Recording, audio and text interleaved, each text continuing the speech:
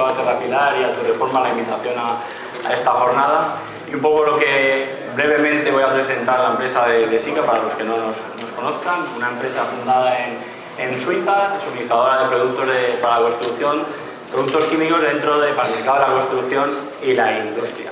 Más de 107 años de historia. La fotografía que vemos en la imagen es el túnel del Gotardo. El primer producto con el que sacó Sika a comercializar es el Sika 1, un aditivo para impermeabilizar morteros, que a lo mejor muchos de vosotros conocéis, con el que se pudo realizar la obra que vemos en la imagen.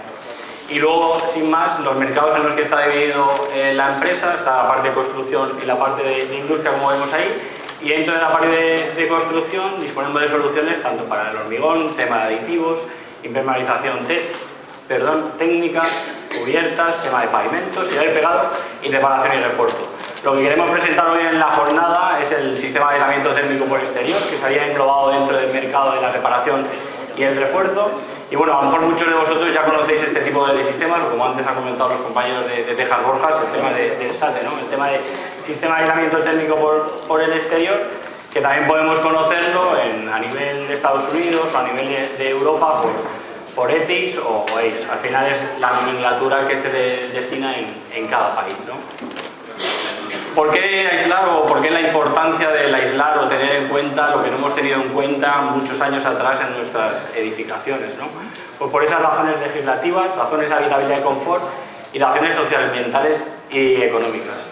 Un poco las legislativas, rápidamente, como muchos de vosotros sabréis, hasta la salida del Código Técnico de Edificación, pues no estaba regulado el tema del ahorro de la energía, ¿no? La limitación del consumo y la limitación de la demanda. A partir de la aparición del Código Técnico ya es de obligado cumplimiento que nuestras construcciones tengan en cuenta todos estos factores. A partir del Real Decreto del 2007, todos los edificios de nueva construcción deben de tener esa certificación de la eficiencia energética, ¿no? Es con el del 2013 con el que habréis oído que sale el tema de las etiquetas energéticas, donde todos los edificios o todas las viviendas tienen que ser clasificadas según una categoría, que muchos de vosotros a lo mejor habréis hecho este tipo de certificaciones, ¿no? Entonces, aquí hay un dato muy importante que al final establece periodos de adaptación. A partir del 2020, los edificios de nueva construcción deben tener el consumo de energía casi nulo, ¿vale? Y 2 años antes para edificios públicos. En teoría, todos los edificios públicos que se proyecten ya en fecha de 2018 deberían de cumplir con el consumo de energía casi nulo. Entonces, todo este tipo de sistemas al final lo que hace es ayudarme a la hora de proyectar estos edificios. Esta es la etiqueta que he comentado antes, que muchos de vosotros a lo mejor habéis solicitado para el tema de porque es obligatorio para la venta, para el alquiler de la vivienda, en la que me clasifica en función de mi categoría un certificado, un tipo de certificado, ¿no? El tipo de ahorro que dispone la vivienda. Estos certificados, si los habréis hecho, además me exigen y me obligan a indicar unas mejoras de esa vivienda, en el que yo una vivienda de clasificación DOE, ¿cómo puedo conseguir que esa vivienda siga siendo una clasificación del tipo B, ¿no? Entonces, aquí entra dentro también pues, el sistema de aislamiento que vamos a ver.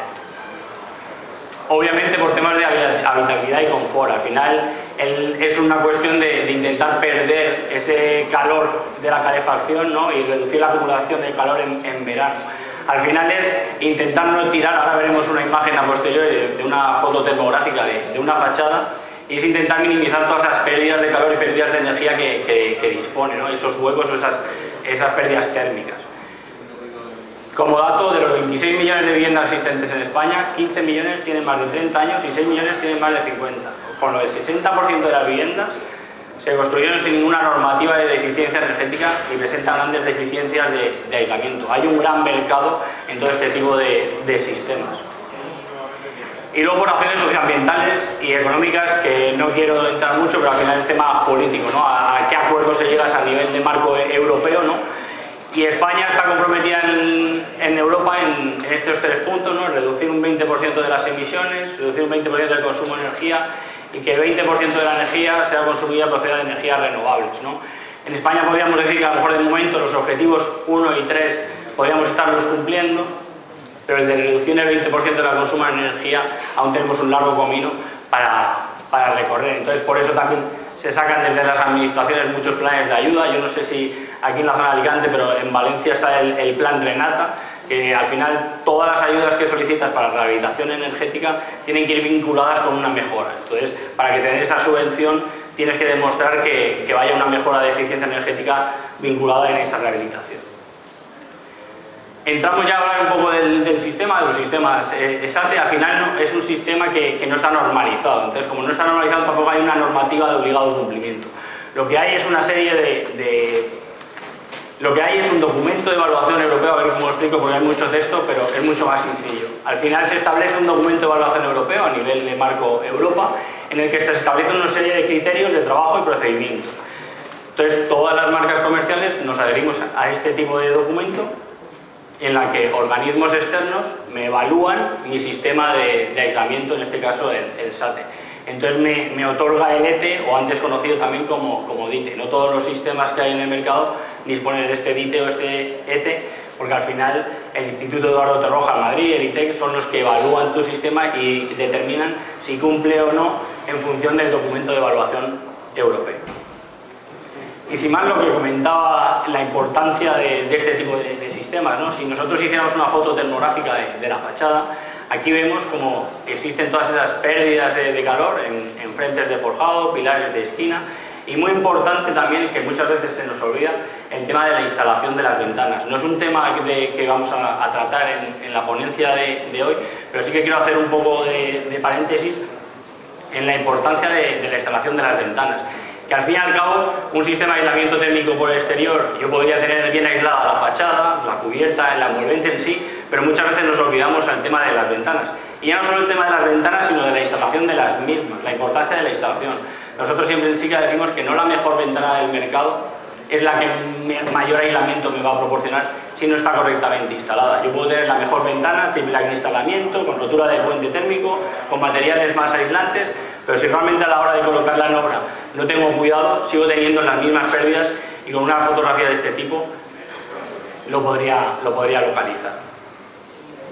Entonces, principales propiedades que me permite el SATE, pues esa reducción que comentábamos de esos puentes térmicos. Al final, esas pérdidas que pueden haber en pilares, en temas de contornos de ventana, cajas de persianas, y también la disminución de las oscilaciones térmicas. Al final, los materiales expuestos en fachada sufren muchos temas de contracciones y dilataciones, que aumentaba el revestimiento, y al final acaban agrietando, saliendo fisuras.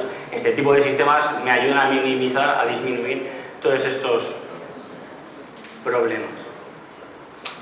Bien, lo que he traído es un pequeño ejemplo a nivel técnico en el que al final el código técnico, como comentaba, en función de dónde está situado en la localidad de mi vivienda, me exige, ¿no?, unos valores mínimos de transmitancia para la zona de cubiertas, muros, suelos, etc., ¿no? Entonces, si nosotros, por ejemplo, tuviéramos una rehabilitación de un edificio en el que yo estuviera en la composición del mismo, este tipo de fachada sin rehabilitar, revoco, tabique, ladrillo, con sus espesores, hago los cálculos para la zona de Valencia y vería si mi transmitancia cumple el límite que me está exigiendo el código técnico. Si no me cumple una solución para favorecer y reducir esa transmitancia, entraría en este tipo de sistemas. Este es el ejemplo que veíamos, en el que en base a los espesores, la conductividad térmica de los materiales, si muchos de vosotros habéis hecho o usado la herramienta del Calendar o para el tema de las certificaciones, la conoceréis, que tú puedes indicar el tipo de sistema que tienes en fachada, te dan los datos, calculas la transmitancia y ves si te cumple. Para Valencia me dice que tiene que ser menor 0,82 y esta fachada en concreto me da 1,09. Con el sistema de aislamiento por el exterior realizo el mismo cálculo, añadiéndole, al final es un sistema que yo adhiero un aislamiento por la parte exterior en la que no me reduce la superficie útil de la vivienda por la parte interior, pues también podríamos hacer ese aislamiento por la parte interior, como a lo mejor conocéis, tema de trasdosados con el aislamiento. En este caso la ventaja es que yo lo hago por la parte exterior y también de cara al cliente, el tema de la obra pues minimiza mucho las molestias que puedes ocasionar. ¿Cómo se modifica este valor con un sistema de estas características? Pues el mismo, hacemos el mismo cálculo y al final vemos como en la transmitancia que me da en este caso es de 0,47. Ya me cumple lo que me establece el código técnico. Hemos pasado de 1,09 a 0,47 con este tipo de sistemas. Y sin más vamos a entrar a ver un poco cómo están compuestos estos sistemas. Disculpad, pero tenía aquí una maqueta el libro. Y si quieres, Javi, pasa si quieres algunas muestras porque veáis un poco de cómo está compuesto los sistemas de aislamiento. Al final es un adhesivo en el que yo adhiero mi placa de aislamiento. En este caso puede ser de diferentes tipos de materiales, como ahora veremos a continuación. Va fijado ese aislamiento mediante este mortero adhesivo y un anclaje mecánico y una capa base, una capa de protección en la que yo le envío una malla para reforzarla. Luego una pequeña imprimación y la capa de acabado. Capa de acabado ahora veremos que realmente posibilidades hay muchas. O sea, al final es un acabado estético en el que queramos mejorar esa fachada. Bien, cosas a tener en cuenta a la hora de instalar este tipo de sistemas, sobre todo el soporte, ¿no? La capacidad es importante del soporte, la planimetría, la verticalidad, una serie de condicionantes que hay que tener en cuenta antes de su instalación, ¿no? Al final, el tema de la planimetría, de irregularidades significativas o desniveles, también al final esta instalación, si yo tengo un desnivel, en el momento que yo vaya a colocar el aislamiento, pues se me va a ir calcando, me va a ir dificultando la hora de la instalación del panel de aislamiento, ¿no? Los tipos de soporte con los que puedo aplicar, como vemos en la transparencia, son la mayoría de los que existen en obra. Y tema de placas de aislamiento, hay diferentes tipos de aislamiento, lana roca, poliestireno extruido, poliestireno expandido, con unos diferentes tipos de conductividad, ¿no? Resistencias al fuego, medidas, densidades. Nosotros en SICA disponemos de dos sistemas de aislamiento, de poliestireno expandido, de XPS, y de poliestireno expandido con partículas de grafito. El que os ha pasado el compañero sería el primero y el que tengo yo aquí en la mano sería el que lleva de partículas de grafito. Al final, de partículas de grafito lo que me permite es que con menor espesor dispongo de mayor aislamiento y la clasificación al fuego también mejora considerablemente. Bien, la forma de colocar estas placas hay que tener en cuenta siempre empezar en las zonas de esquina, siempre placas completas y con medias placas, de forma contrapeada siempre de abajo hacia arriba, ¿no? La colocación de este mortero adhesivo se puede hacer con una perimetralmente y por pelladas centrales o de forma continua. Y al final yo voy colocando el aislamiento, la placa sobre el soporte, pues eso, alabeando, presionando un poco para que se reparta bien todo el mortero adhesivo. Y normalmente siempre empezamos este tipo de fachadas con un perfil de arranque. Este perfil de arranque, la ventaja o lo que me indica es por evitar el problemas que tengamos por humedad por ascensión capilar. En el momento que yo pueda tener un tema de humedad, todos los aislamientos que hemos visto, los nuestros y los de mercado, al final son sensibles ciertos a la humedad. El extruido es el que menos a lo mejor o mejor comportamiento tiene frente a ello. Entonces hay muchas ocasiones que en la parte baja se suele ir a este tipo de aislamientos y luego ya empiezo con otro tipo de aislamiento, ¿no? Entonces debo respetar ese zócalo y al final este es el perfil que he comentado. Yo empiezo con el perfil y voy colocando las placas de aislamiento. No solo es importante el adhesivo de fijación de mi aislamiento, sino también los anclajes mecánicos, ¿vale? Al final me exige este documento que hemos comentado una serie de anclajes y que la profundidad de anclaje como mínimo tenga que ser 4 centímetros sobre el soporte. La forma de colocarlo al final viene determinada por el cálculo que se haya realizado a la hora de hacer esa rehabilitación.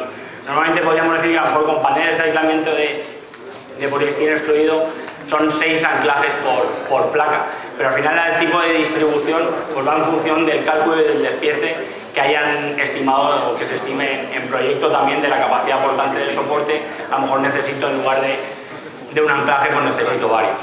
Lo que sí que hay que tener en cuenta a la hora de este tipo de anclajes es lo que hemos visto anteriormente, la colocación de ese mortero adhesivo, porque al final ese anclaje necesita tener mortero para que realmente me haga la función de fijación.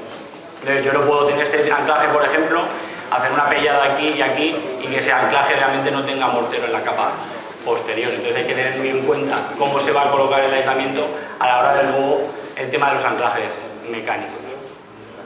Una vez ya colocado el aislamiento y con sus fijaciones mecánicas, nosotros en SICA también disponemos de unos ensayos externos que realizan ensayos de arrancamiento de estos anclajes certificados por una empresa externa. Nada que ver con SICA, en el que hacen un documento en el que ese tipo de anclajes cumplen con las resistencias necesarias, ¿no? Entonces, una vez he colocado la placa, iríamos a colocar esta malla de vidrio, ¿no? Viviendo con el mismo mortero que me sirve de adhesivo, me sirve como mortero de protección en el que yo embebo la malla.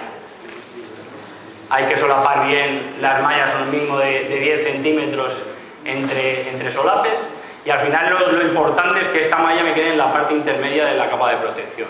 Estaríamos a lo mejor en espesores de capa de 4 milímetros, pues lo ideal sería que nos quedara en la zona intermedia, la zona de la malla. Una vez ya tengo la capa de protección, ya vendría el acabado decorativo. El acabado decorativo, mediante una imprimación, al final que me mejore la adherencia del revestimiento que voy a colocar a posteriori. Como veremos a continuación, nosotros el Sika Thermoquad 5, no he comentado un poco los sistemas de Sika, me gusta también un poco de las charlas hablar en plan global, pero nuestros sistemas de SATE, en Sika todo es Sika Thermoquad y luego un número. El número al final te delimita la posición en la que yo voy a colocar ese producto. Sika Thermoquad 1.3 sería el mortero de adhesivo, Sika Thermoquad 2 es la placa de aislamiento, el 1.3 sería la capa de protección, el 4 sería la malla, el 5 la imprimación y así sucesivamente, ¿no? Tipos de acabado, disponemos de dos tipos de acabado en Sika, uno más fino y uno más rugoso. Al final es un acrílico con carga mineral que dispone de una granulometría mayor o menor. El que veis en la maqueta que os ha pasado el compañero sería el acabado fino. Y muy importante que no se tiene en cuenta a veces a la hora de la ejecución en obra es el despiece de ese acabado. Es muy importante, si no voy a hacer todo el paño completo, como pasa con cuando instalamos o colocamos un monocapa, que si no hago o dejo esas marcas, esas cintas de pintor, pues realmente a la vista puedo notar o se me pueden calcar esos empalmes entre un tajo y el otro. Entonces es muy importante el tema del despiece.